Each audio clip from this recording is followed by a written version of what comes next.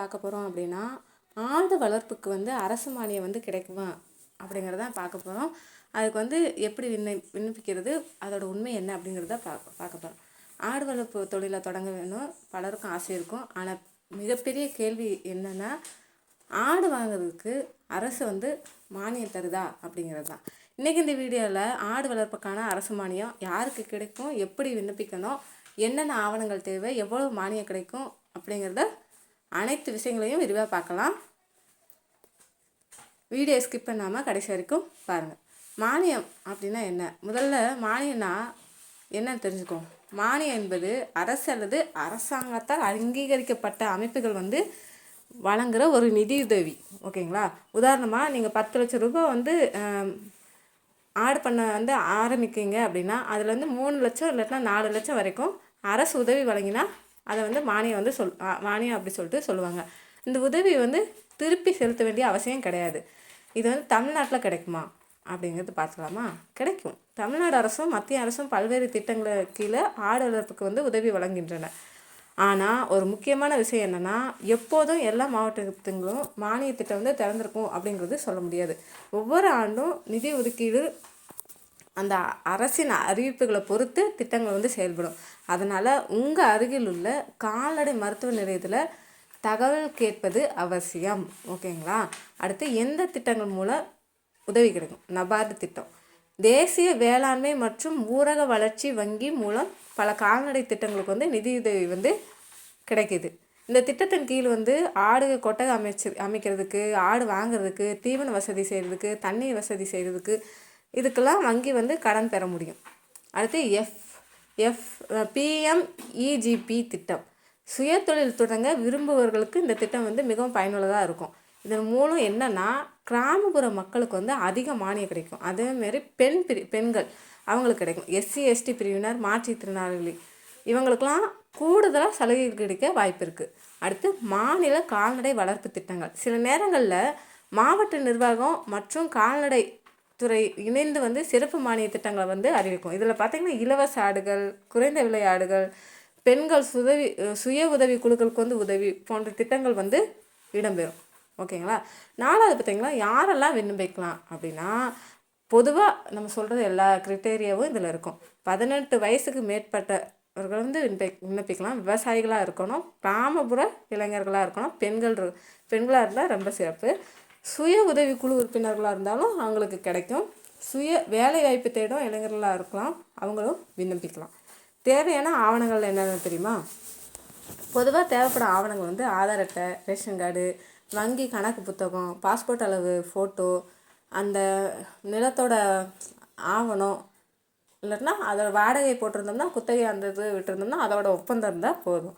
அடுத்து சமூக சான்றிதழ், திட்ட அறிக்கை, இதெல்லாம் வேணும். நாங்களுமே வந்து என்னென்னா, நாங்கள் வந்து கிராமனால எங்களுக்கு வந்து சொசைட்டியில் வந்து ஆடு வளர்ப்பு மாடு வளர்ப்புக்கெலாம் வந்து மானியம் வந்து, அதாவது லோன் வந்து கொடுக்குறாங்க. இது வந்து எப்படி அப்படி செயல்படுது அப்படின்னா, நம்ம ஆடு வளர்த்துக்கிட்டு இருக்கோம், ஒரு 50 ஆடு 100 ஆடு வளர்க்குறோம் அப்படின்னா அவங்களுக்கு வந்து சாத்தியமாக இருக்கும். அதே மாதிரி மாடுகள் பார்த்திங்கன்னா ஒரு 5 ஆடுக்கு மேலே 5 மாடுகளுக்கு மேலே இருந்தாலும் மாட்டு லோன் வந்து கிடைக்கிறதுக்கு வாய்ப்பு இருக்குது. நம்ம ஏற்கனவே வச்சுருந்து நம்ம வந்து லோன் போட்டோம்னா லோன் கிடைக்கிறதுக்கு வாய்ப்பு இருக்குது. நீங்கள் வந்து இந்த தகவல் தெரிஞ்சுக்கணும் அப்படின்னா உங்கள் அருகில் உள்ள அந்த சொசைட்டியை போய் கேட்டிங்கன்னா அவங்களே வந்து எல்லா இதுவுமே சொல்லிடுவாங்க. அடுத்து எத்தனை ஆடுகளோடு தொடங்கலாம்? பலர் வந்து என்ன செய்கிறாங்கன்னா 2 ஆடு வாங்கி தொடங்கலாமா அப்படின்னு சொல்லிட்டு கேட்குறாங்க. சிறிய அளவில் பார்த்திங்கன்னா 10+1, 20+1, 25+1. அதாவது என்ன இந்த 1 எதுக்குன்னா, அதாவது ஒரு 20 பெண்ணாடு இருக்குன்னா ஒரு கிடாய் இருக்கலாம், அந்த மாதிரி. ஓகேங்களா? வணிக ரீதியாக பார்க்கும்போது 20லேருந்து 50 ஆடுகள் வரைக்கும் நல்ல ஆரம்பமாக கருதப்படுது. வங்கி கடன் கிடைக்குமா அப்படின்னு கேட்டால் கிடைக்கும். பல தேசியமயமாக்கப்பட்ட வங்கிகள், இந்த SBI, Indian bank, Canara bank, bank of Baroda, இந்த வங்கிகளில் வந்து ஆடு வளர்ப்புக்கு வந்து கடன் வழங்குறாங்க. ஆனால் ஒரு நல்ல திட்ட அறிக்கையை வந்து ரொம்ப ரொம்ப அவசியம். நீங்கள் சும்மா போய் நான் ஆடு வளர்க்குற எனக்கு லோன் வேணும் அப்படின்னு கேட்டால் கண்டிப்பாக தரமாட்டாங்க. அதுக்கான ப்ரொசீஜர்லாம் என்னன்னு தெரிஞ்சுக்கிட்டு போய் நீங்கள் கேளுங்க. ஓகேங்களா? திட்ட அறிக்கைனா என்ன? திட்ட அறிக்கையில் வந்து எத்தனை ஆடுகள், எத்தனை இனம், எந்த இனம், கொட்டகை செலவு, தீவன செலவு, மற்ற செலவு, வருமான கணக்கு, இந்த எல்லா விவரங்களும் இடம்பெறணும். வங்கி அதிகாரிகள் வந்து இதை வச்சு கடன் ஒப்புதல் வந்து வழங்குவாங்க. அவங்க வந்து நேரில் வந்து நம்ம வளர்க்குறத வந்து பார்த்துட்டு நம்ம இருப்பிடத்துக்கே வந்து எல்லாம் செக் பண்ணிட்டு தான் நம்மளுக்கு வந்து லோனே கொடுப்பாங்க. ஓகேங்களா? அதெல்லாம் வந்து நீங்கள் தெரிஞ்சு வச்சுக்கோங்க. என்கிட்டயும் ஆடு இருக்குது, நானும் எனக்கும் லோன் போடணும் அப்படின்னு சொல்லிட்டு நீங்கள் போய் கேட்டால் கண்டிப்பாக தரமாட்டாங்க. நீங்கள் அதுக்கான ப்ரொசீஜர்லாம் ஃபார்ம்லாம் ஃபில்லப் பண்ணி எல்லாம் முடிச்சுட்டு அவங்களே ஒரு நாளைக்கு வந்து விசிட் வருவாங்க நம்ம ஃபார்முக்கு வந்து எல்லாம் பார்த்துட்டு கரெக்டாக இருக்கா அப்படி சொல்லிட்டு பார்த்துட்டு விசாரிச்சுட்டு போவாங்க. அப்படி பண்ணும்போது மட்டும்தான் உங்களுக்கு வந்து லோன் கிடைக்கிறதுக்கு வாய்ப்பு இருக்குது. எவ்வளவு லாபம் கிடைக்கும்?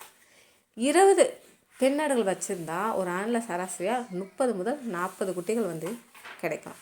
ஒரு குட்டி வந்து 7,000லேருந்து 12,000 வரைக்கும் விற்கப்படுது. இப்போ சரியான பராமரிப்பு இருந்தால் நல்ல வருமானமும் பெற முடியும் இந்த ஆடு வளர்ப்பு தொழிலில். மானியம் பெறும்போது செய்யக்கூடாத தவறுகள் என்ன தெரியுமா? நிறைய பேர் வந்து என்ன செய்வாங்க அப்படின்னா, போலி ஆடுகளை வந்து காட்டுறது, தவறான ஆவணங்கள் வந்து சமர்ப்பிக்கிறது, அனுமதி இல்லாமல் பண்ணை அமைக்கிறது, தடுப்பூசி போடாமல் வளர்க்குறது, வங்கி விதிமுறைகளை கண்டிப்பாக பின்பற்றாமல் இருக்கிறது. இதெல்லாம் தவிர்க்க வேண்டிய விஷயங்கள். இப்போ விண்ணப்பிக்கும் நடைமுறையை சொல்லட்டா?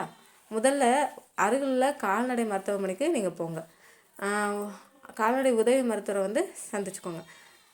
தற்போது வந்து மானிய திட்டம் வந்து உள்ளதா அப்படின்னு சொல்லிட்டு நீங்கள் கேளுங்க. தேவையான விண்ணப்பத்தை வந்து வாங்கிக்கோங்க. ஆவணங்களை வந்து என்னென்ன கேட்டிருக்காங்க அப்படி சொல்லிட்டு எல்லா ஆவணத்தையும் நம்ம சமர்ப்பிக்கணும். அவங்க ஆய்வு செஞ்சு எல்லாம் அவங்க ப்ரொசீஜர்லாம் முடிஞ்சதுக்கப்புறம் தான் அனுமதி வந்து கொடுப்பாங்க. வெற்றி பெற ரகசியம் என்ன தெரியுமா? மானியம் கிடைப்பது மட்டும் வெற்றி கிடையாது. ஆடு வளர்ப்பு வெற்றி பெற நல்ல இன ஆடுகள், சரியான தீவனம், தடுப்பூசி, குடற்புழு நீக்கம், சந்தையறிவு இதெல்லாம் ரொம்ப ரொம்ப முக்கியம்.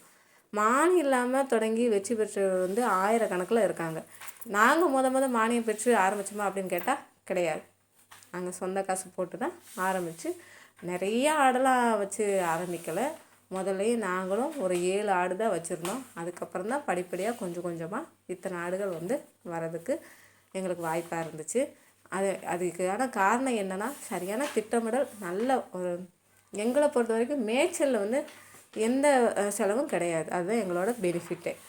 ஆடு வளர்ப்புக்கு வந்து அரசு மானியம் வந்து கிடைக்க அதிக வாய்ப்பு இருக்குது. ஆனால் திட்டங்கள் வந்து காலத்திற்கு வந்து காலம் வந்து மாறுபடும்.